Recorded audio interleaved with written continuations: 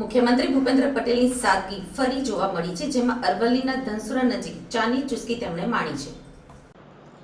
CM Bhupendra Patel તેના સૌમ્ય સ્વભાવ અને તેની સાદગી માટે જાણીતા છે. અગાઉ પણ સીએમ ભૂપેન્દ્ર પટેલ કચ્છમાં ચાની કીટલી ઉપર ચાની ચુસ્કી લેતા જોવા મળ્યા હતા. સીએમની ચાની ચુસ્કીનો વિડીયો પણ સામે આવ્યો હતો. ખાવડા જંકશન ખાતે સીએમએ કાફલો રોકાવીને ચાની કીટલી ઉપર ચાની ચુસ્કીનો આનંદ માણ્યો હતો. સીએમને એક સામાન્ય માણસની જેમ રસ્તા ઉપર ચાની કીટલી ચા પીતા જોઈ લોકો તેમની આ સાદગીથી અભિભૂત થઈ ગયા હતા.